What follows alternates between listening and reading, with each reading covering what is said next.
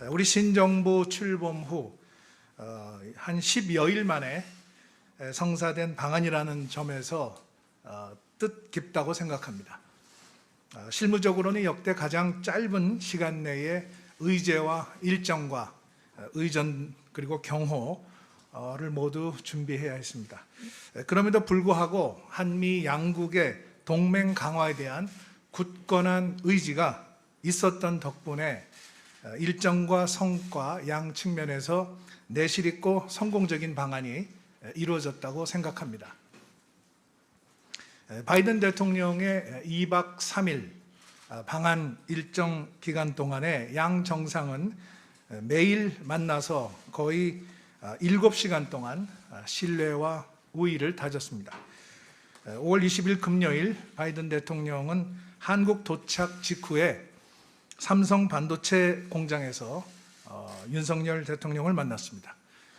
공식 일정 전에 양 정상이 경제 시찰 장소에서 첫 대면을 한 것은 경제 안보와 반도체 동맹으로서 한미 동맹의 미래지향적인 발전 방향에 대한 양 정상의 강력한 의지가 있었기 때문에 가능했던 일이었습니다. 이튿날 토요일 공식 일정에서 양 정상은 환상의 케미를 과시했습니다. 소인수 회담이 원래 당초 30분 계획돼 있었는데 이것이 약 70분 이상으로 길어졌습니다. 그리고 단독 환담은 당초에 약 5 내지 10분 정도 예정했는데 모두 2배 이상 길어졌습니다. 이 대화를 통해서 양 정상이 서로에 대해서 깊은 호감과 친밀감을 갖고 대화를 즐겼다는 것을 단적으로 보여줍니다. 2시간 이상 진행된 공식 만찬도 서로 훌륭한 친구인 한미 양국의 우정과 양 정상 간에 형성된 유대를 확인할 수 있었습니다. 방한 마지막 날인 일요일, 어제 양 정상은 오산 기지에 한국항공우주작전본부를 함께 방문해서 장병들을 격려했습니다. 특히 북한의 증가하는 핵과 미사일 위협에 대한 한미 양국의 빈틈없는 군사 대비태세를 당부했습니다.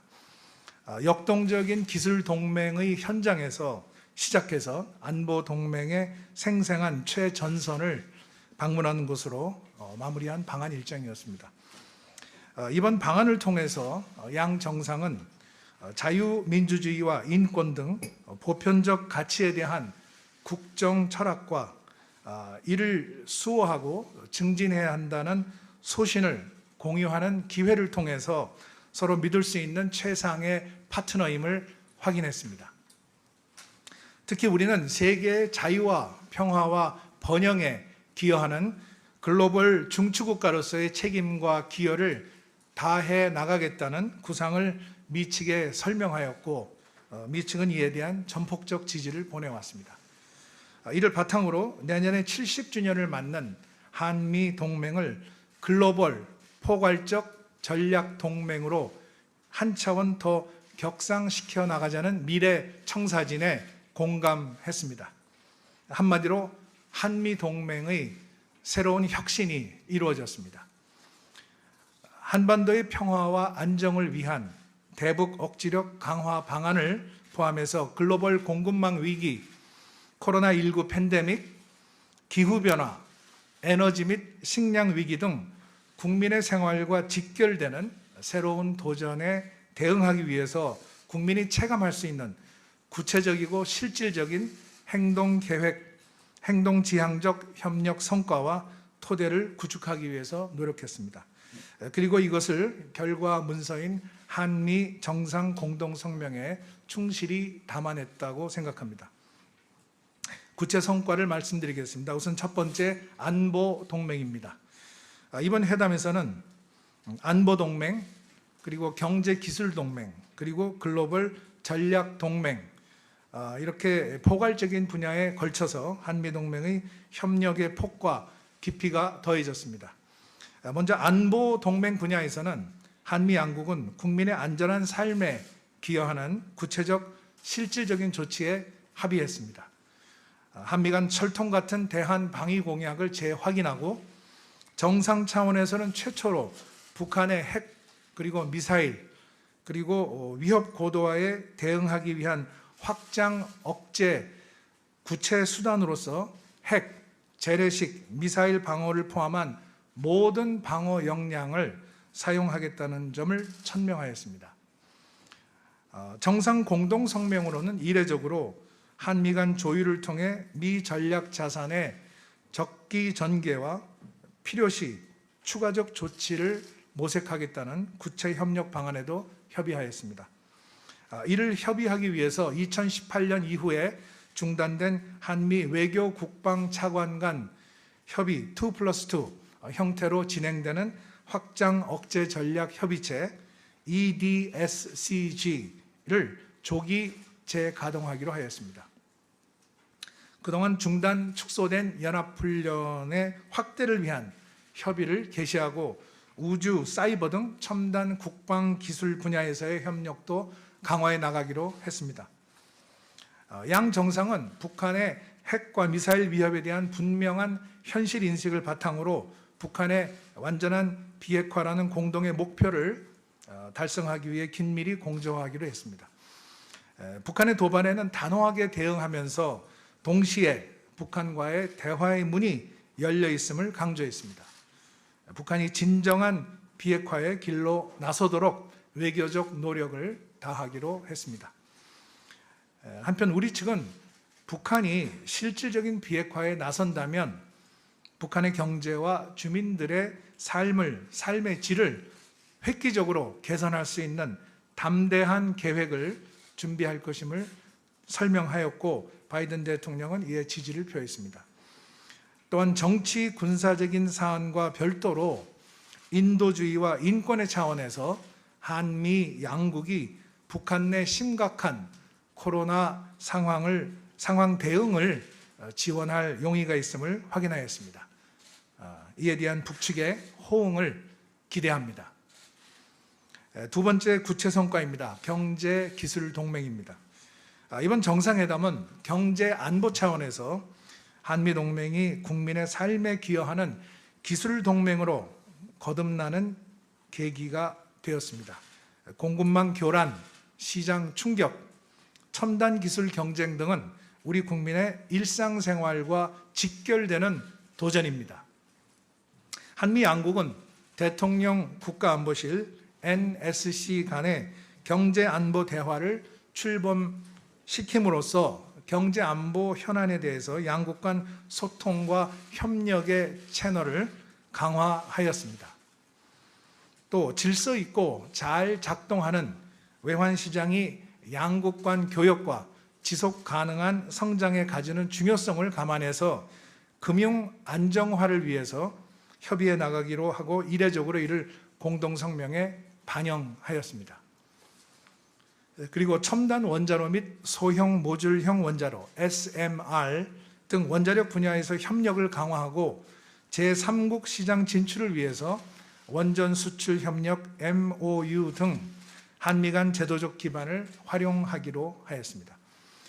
아울러 방산 분야의 FTA라고 할 수 있는 국방 상호 조달 협정 RDP 관련 논의를 개시하기로 하였습니다. 그리고 한미 간 핵심 첨단 기술 협력, 예를 들어서 AI 그리고 우주, 사이버, 바이오 이런 분야 등의 협력을 강화함으로써 우리 기업의 미래 성장 동력을 창출하기로 했습니다.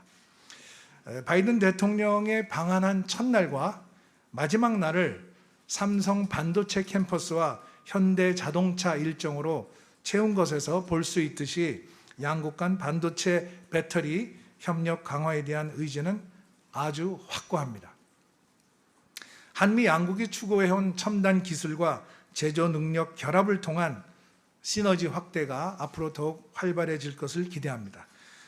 그리고 우리 경제의 안전핀이자 진화하는 경제 기술 동맹으로서 한미 동맹의 역할도 더욱 심화될 것으로 기대합니다. 마지막으로 세 번째 구체 성과입니다. 글로벌 전략 동맹입니다. 양국은 자유, 민주주의, 시장 경제, 인권, 법치주의 등 가치를 바탕으로 한반도는 물론이고 인도 태평양 지역 및 국제 질서를 함께 설계해 나간다는 글로벌 포괄적 전략 동맹으로서의 미래 동맹 비전을 제시하였습니다. 이것은 동북아와 한반도를 중심으로 하는 외교를 넘어서 우리 외교의 전략적 공간을 확대하겠다는 신정부의 의지를 반영한 것입니다. 우리는 이러한 차원에서 우리의 독자적인 인태 전략을 수립할 것이라고 했고 미국은 이에 대한 지지를 표명하였습니다. 쿼드와의 협력은 우리가 강점을 가지고 있는 기후변화, 코로나19 팬데믹, 뉴 프론티어 기술 분야를 중심으로 모색해 나가기로 했습니다.